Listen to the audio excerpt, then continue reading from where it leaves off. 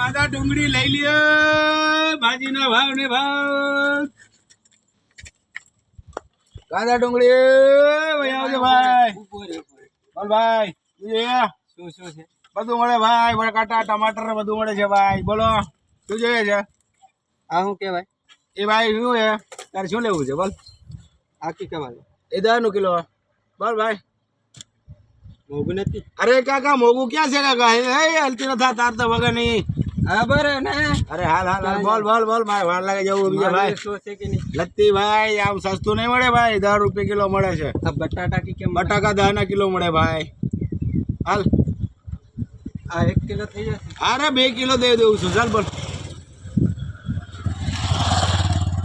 ચાલ 500 કિલો કરતો 500 કિલો હાલ લત્તી નો